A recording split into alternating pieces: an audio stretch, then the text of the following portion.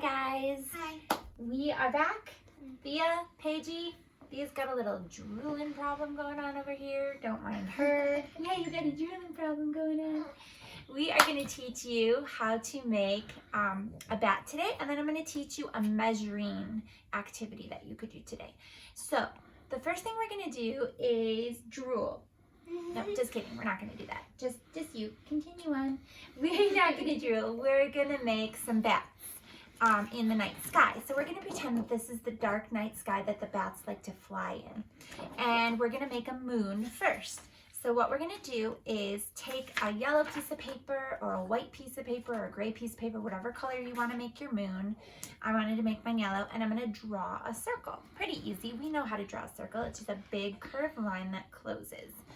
So I'm going to make my moon about this big. I'm going to make it a full moon. There's all different kinds of moons. There's a half moon, which is like half of a circle. There's a crescent moon that I always think kind of looks like a banana. You can make any kind of moon that you want to, but I'm going to make a full moon, which is a big circle. And then what I have to do, what do you think I have to do, Paige? You have to cut it out. I have to cut it out. Thea, are you still drooling? Okay, good. Just, making sure. So I'm taking my time and I'm cutting on the line, and I'm cutting my whole moon out. And when I'm done, I'm going to glue it onto my night sky. So I just want to do a few drops if you're using this kind of glue, or if you're using like a glue stick is fine, or tape or a stapler, whatever you want to do, it doesn't matter. I had this kind of glue, so I'm just making some small baby drops. I'm not doing any big kinds of puddles because I want it to stick. I don't want it to be a flood. I don't want it to be all over the place with my glue. Yeah, that wouldn't be good. No. So I'm just going to kind of push it down up in the corner of my black paper. And then I'm going to make two bats. I already did that. I didn't want to take up so much time. So I already made two bats and cut them out. You could try to draw your own bat out of black paper. Remember, you could try to make the triangles and the ears and the wavy parts of the wings down here. And you could try to cut it out yourself. Or you could just cut around your bat. Or you could ask a grown-up to help you if you're really struggling.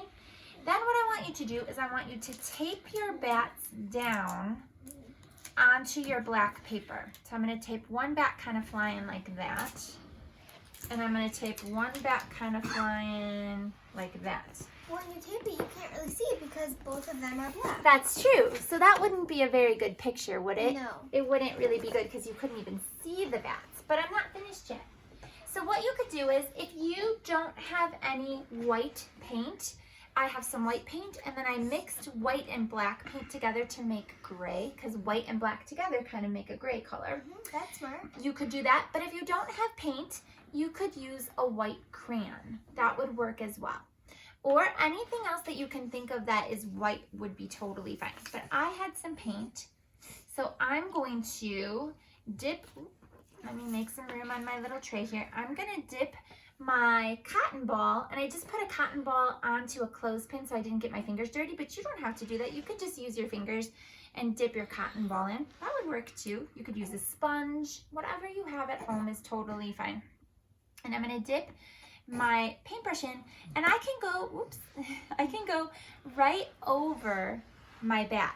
It doesn't matter if I go right over my bat. No big deal. I think I know what you're going to do. What am I going to do, Paige? I think you're going to paint all of that, and then afterwards you're going to take off the bat, and it's going to be a bat shape. Oh my goodness, Paige. You are very, very, very smart. That is exactly what I'm going to do. That's why it doesn't matter if I paint over my bat, because I'm trying to kind of get that bat shape a little bit. Because you just want to paint around it. Right. I want to kind of go around it, and then I want to see what happens when I take off the bats.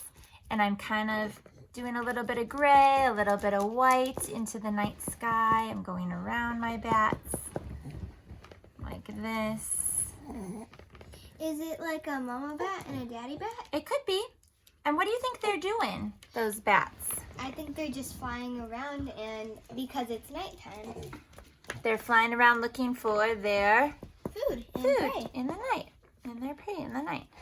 So I'm gonna take my time. I'm kind of going fast just to kind of show you, but you guys could definitely take your time with this. And when you're done, that's when Paige was right. You're gonna take off the bats that you taped on. Take off the other one? Yeah, absolutely. So here's one bat. Oops, got it? This one's really nice. It's okay. And then I can get the tape off when I'm done. And I'll take that. That is really cool. And then, oops, you have bats flying in the night sky. And this you can see a little bit better because you kind of painted around it and kind of made a silhouette or a shadow of the bat. Yeah. So there you have it. And like I said, if you don't have paint, you could just use your white crayon to color around your bat. That would work out too. You can do it any way that you want to. It's just kind of a fun bat art project. I think I want to do that. You absolutely can. Okay, another thing that you could do is cut out a bat. Again, cut out a bat shape. You could make a small one. You could make a big bat shape. You could make, I made kind of a medium-sized one. And then find something in your house to measure your bat. Now, Geveret Fladwood and Geveret O'Malley did give you rulers to measure your bats with. You could definitely use your ruler to measure the bat and see how long your bat is. But I thought it would be kind of fun to measure the bat with pennies. I want to see how many pennies it takes to measure my bat. But before I do it, I'm going to try and guess how many pennies I think it's going to take. Paige, if you had to guess, how many pennies long do you think my bat is? How many pennies am I going to have to use? Maybe 9 or 12. You think, well, pick one. 9 or 12? I think it might be 9. Okay. I think it's going to be, I'm going to go with 13 pennies. 13? I think it's going to be 13 pennies. Are you guys ready at home? What do you think? How many pennies do you think I'm going to use? Do you have a number? Okay, let's get going. So I'm going to start at one side of the bat's wing, and I'm going to just put my pennies together. So that's 2, 3, 4, 5, 6, 7, 8, 9, 10, 11, and 12. 12 pennies to measure the length of my bat. If I picked 12, then I would be You were right. so close, and I picked 13, so I was really close too. We were pretty close. So it was 12 pennies long. I could also measure it going down like this. That's pretty short. It's the body of the bat's only 3 pennies long, so that's kind of a short version of it. But you don't have to use pennies to measure your bat. You could find other things around your house to measure your bat. Maybe you want to measure your bat with Legos. Maybe you want to measure your bat with cotton balls. Maybe you want to measure your bat. What else could you use? Paige, can you think of anything else that you could use? Maybe you want to measure your bat with... What about crayons? Oh yeah, you could do crayons. Crayons or buttons, if you have buttons at home, or You beads. could do markers. Markers. You could do whatever you want, and you could make your bat as big or as little as you want when you're measuring it. So that's a fun kind of activity to do today that will have you counting and using your thinker. Remember, when you're counting, it's really important to count one by one. So you count one at a time.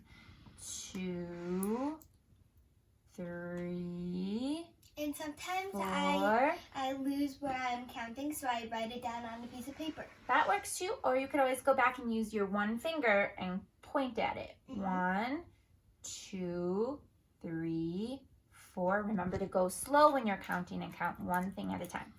All right, guys, I hope that you guys have a whole lot of fun doing your math, counting, measuring project or your art project today. Ooh, it's drying and it's looking pretty cool. All right, guys, have a super great day. I can't wait to see your work. Bye. Bye.